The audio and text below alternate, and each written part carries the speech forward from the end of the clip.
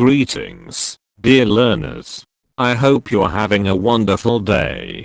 Today, we are going to embark on an exciting journey of learning and discovery as we delve into the fascinating world of English. Lecture notes. In this video, we will be discussing the introduction to linguistics. So, sit back, relax, and get ready to expand your knowledge and understanding on this topic. And as always, please take care and stay safe. May God bless you always. Welcome to the Teacher Lumaban YouTube channel.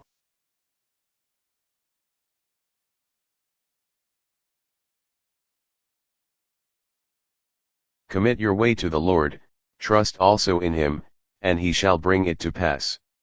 Psalm 37 verse 5.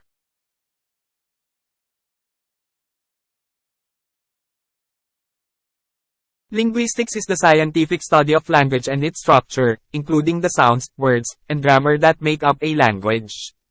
It is a broad field that encompasses many different areas of study, including phonetics, syntax, semantics, pragmatics, and historical linguistics. Ang linguistika ay ang siyentipikong pag-aaral ng wika at ang istruktura nito, kabilang ang mga tunog, salita, at gramatika na bumubuo sa isang wika. Ito ay isang malawak na larangan na sumasaklaw sa maraming iba't ibang larangan ng pag-aaral, kabilang ang phonetics, syntax, semantics, pragmatics, at historical linguistics. Phonetics is the study of the physical properties of speech sounds, including their production, perception, and transcription. It involves analyzing the sounds of speech and how they are produced by the human vocal apparatus. Ang phonetics ay ang pag-aaral ng mga pisikal na katangian ng mga tunog ng pagsasalita, kabilang ang kanilang produksyon, persepsyon, at transcription. Ito ay nagsasangkot ng pagsusuri sa mga tunog ng pananalita at kung paano ang mga ito ay ginawa ng tao na kasangkapan sa boses. Syntax is the study of the structure of sentences and phrases in a language. It deals with the rules that govern how words are combined to form meaningful sentences. Ang syntax ay ang pag-aaral ng istruktura ng mga pangungusap at parirala sa isang wika. Ito ay tumatalakay sa mga tuntunin na namamahala kung paano pinagsama ang mga salita upang makabuo ng mga makabuluhang pangungusap. Semantics is the study of the meaning of words, phrases, and sentences in a language. It includes analyzing the relationships between words and how their meanings change in different contexts. Ang semantika ay ang pag-aaral ng kahulugan ng mga salita, parirala, at pangungusap sa isang wika. Kabilang dito ang pagsusuri sa mga ugnayan sa pagitan ng mga salita at kung paano nagbabago ang mga kahulugan ng mga ito sa iba't ibang konteksto. Pragmatics is the study of how language is used in social contexts and how meaning is influenced by factors such as context, speaker intention, and cultural norms. Ang pragmatics ay ang pag-aaral kung paano ginagamit ang wika sa mga kontekstong panlipunan at kung paano naiimpluwensyahan ang kahulugan ng mga salik tulad ng konteksto, intensyon ng tagapagsalita, at mga pamantayang pangkultura. Historical linguistics is the study of how languages change over time and how they are related to one another. It involves analyzing the evolution of language and tracing the origins of different languages. Ang historical linguistics ay ang pag-aaral kung paano nagbabago ang mga wika sa paglipas ng panahon at kung paano ito nauugnay sa isa't isa.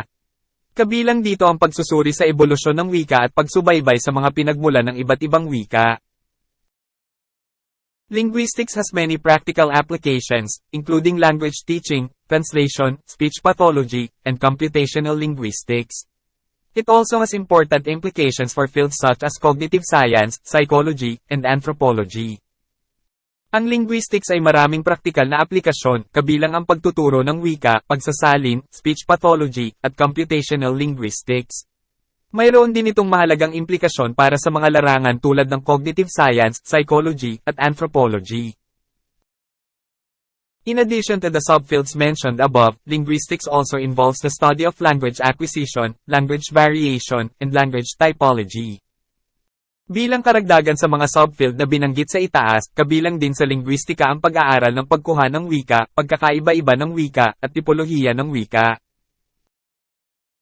Language acquisition is the process by which humans learn a language, either as their first language or as a second language.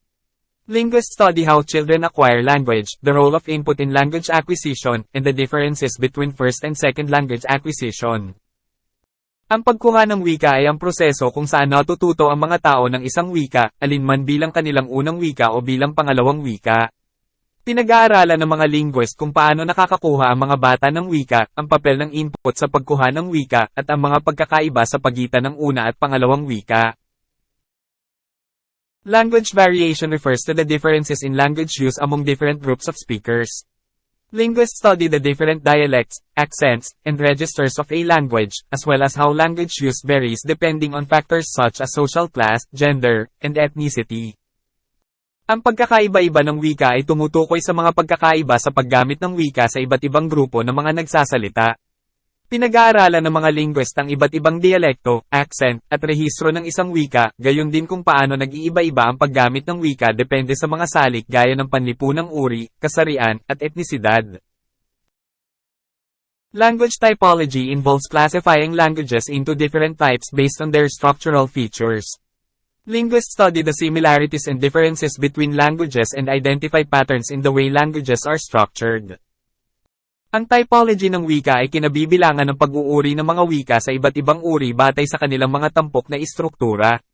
Pinag-aaralan ng mga linguist ang pagkakatulad at pagkakaiba sa pagitan ng mga wika at tinutukoy ang mga pattern sa paraan ng pagkakabalangkas ng mga wika. Linguistics also involves the study of language change and language contact.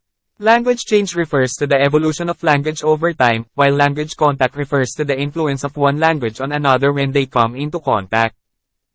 Kasama rin sa linguistika ang pag-aaral ng pagbabago ng wika at pakikipag-ugnay sa wika. Ang pagbabago ng wika ay tumutukoy sa ebolusyon ng wika sa paglipas ng panahon, habang ang pakikipag-ugnay sa wika ay tumutukoy sa impluwensya ng isang wika sa isa pa kapag sila ay nakikipag-ugnayan. Overall, linguistics is a fascinating and complex field that involves the study of one of the most fundamental aspects of human communication. Its interdisciplinary nature means that it has important implications for many different areas of study, and its practical applications are varied and wide-ranging.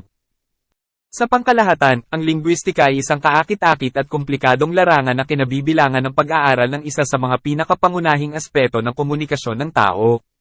Ang interdisciplinary na katangian nito ay nangangahulugan na ito ay may mahalagang implikasyon para sa maraming iba't ibang larangan ng pag-aaral, at ang mga praktikal na aplikasyon nito ay iba-iba at malawak. I can do all things through Christ who strengthens me. Philippians 4 verse 13.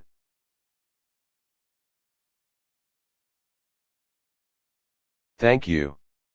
And God bless you always. I hope you found a lecture on English, lecture notes insightful, and gained new knowledge. If you found value in this video, kindly give it a thumbs up, and share it with your friends. We welcome your feedback, questions, and suggestions, which you can leave in the comments section below. Thank you for tuning into Teacher Lumaban's YouTube channel, and we look forward to seeing you in our next video. May God bless you always.